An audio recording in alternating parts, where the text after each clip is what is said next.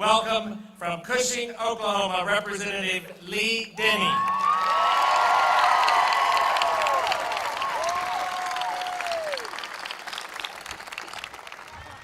Wow, this is kind of daunting up here. Before I get started, because I'll forget if I don't do it, along the back, there are many House and Senate members, Republican and Democrat, that support why you're here today.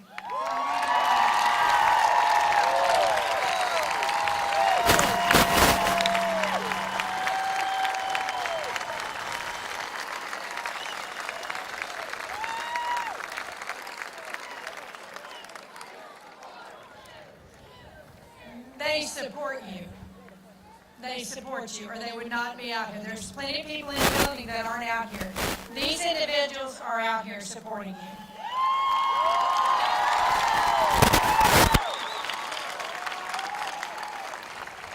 Also, I want to give a shout out to my Cushing people right here. I have Stillwater people here. Ripley. Perkins. Anybody from Coyle? Yale? All right. These are my peeps, and I wouldn't be here without their support. And I've enjoyed broad-based teacher support from the time I was elected back in 2005. Well, as Representative Inman said, welcome to your state capital.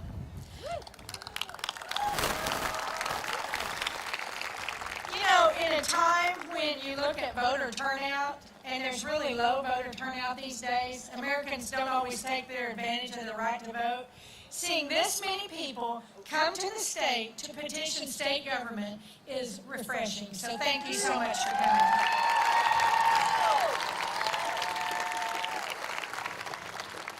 I know you guys think the bills we pass in here are all our ideas, but they're certainly not. So I've got to thank COSA, OSSBA, the OEA, Oklahoma Career Tech, TPS, OKPTA, TACTA, ORS, and USSA for coming to this historic event and putting this all together.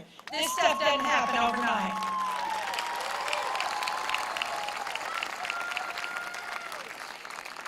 I'm honored to be with you all today. I'm honored that you would come to the state capitol. You know, they predicted 25,000 people, and I'm not good at estimating, but I think we just about got there. So many educators and students and parents and business leaders, community supporters, school board members. We have just a good cross-section of the entire state here today, and it's an honor to be here. I am the principal House author of House Bill 2642.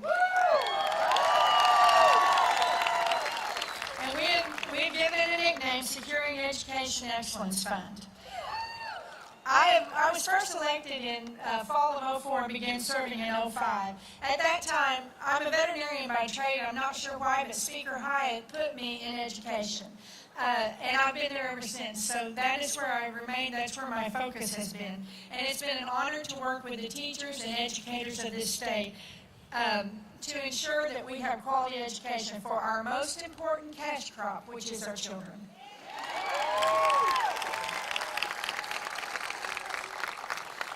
Unfortunately, in 2008, we had an economic downturn. It caused our schools and other core services of the state to endure cuts.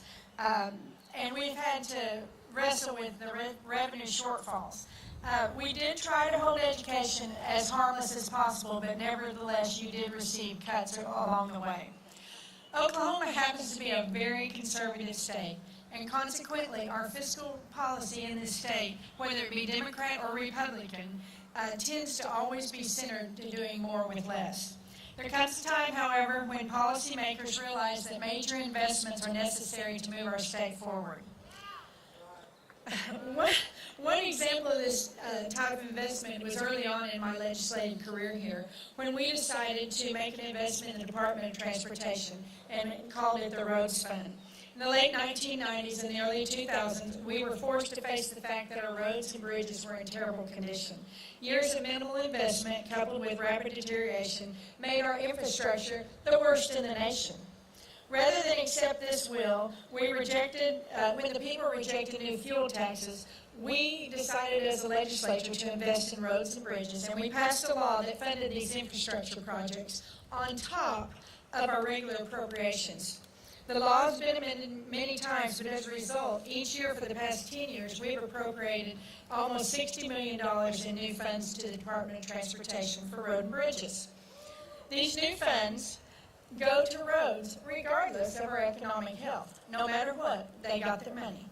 Well, in House Bill 2642, we would fund our state's public schools in a manner similar to that roads project.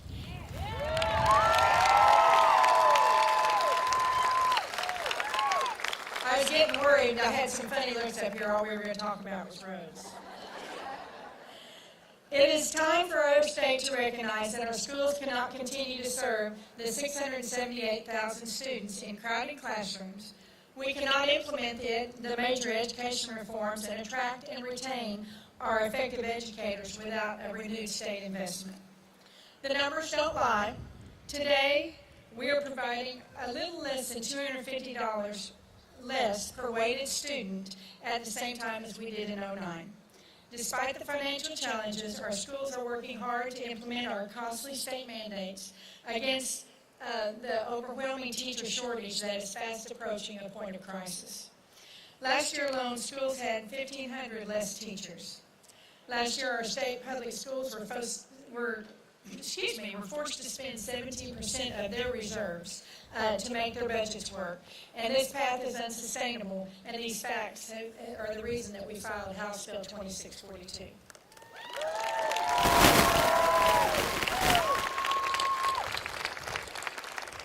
Many of my colleagues have asked why we filed this bill, and in fact, but I want you to know, since Governor Fallon has taken office, she's worked with us to provide almost $100 million to the State Board of Education for use in your schools. So we have been trying to fund education. Despite that type of allocation from our state, our schools continue to grapple with $200 million less in the funding formula, or money that goes straight to our districts. Clearly, the bulk of the new money going to the State Board of Education did not reach you all, and we realize that. As a state, we need a plan to deliver these dollars to the classroom, and secure educational funding will do just that. House Bill 2642 would boost your per-pupil expenditure by $57.5 million each year for the next 10 years. And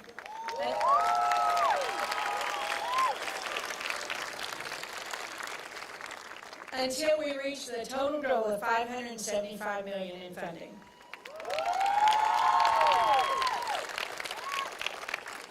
Unlike the roads fund, though, because of our revenue, we have to ensure that our revenue grows every year by at least 1% for the trigger to take effect. So there is a trigger on this bill. The typical growth in our economy is 3%, so I feel very confident in the 1% growth. This means that House Bill 2642 will pay for itself as our economy grows, and there will be a little extra left over to add new revenue to the table for our other core services in the state that also need to be funded.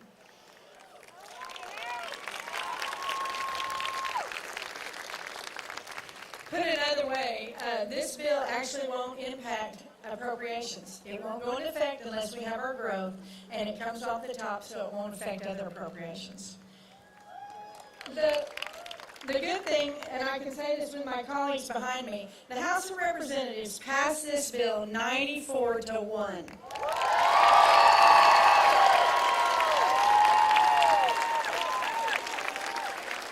That is broad-based bipartisan support for this measure coming out of the House of Representatives. This measure is now over to the Senate, and the Senate does need to hear this week according to our schedule. If you plan to go in the Capitol today, I would ask that you meet your state senator. Try to meet your senator and request that they also get on board in hearing this in the Senate Appropriations Committee, as well as hearing it on the Senate floor and getting it to the governor.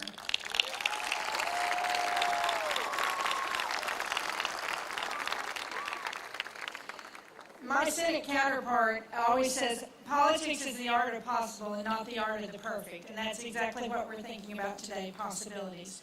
The state of Oklahoma has already demonstrated that a major investment in a core service area is possible.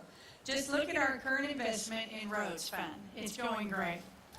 I believe, as do a vast majority of my colleagues in the House, that House Bill 2642 is a prudent course of action for our state to invest in our schools, providing control to parents, educators, locally elected school boards, and it's the best way to put the money in the formula and let the school boards decide how that money is to be spent.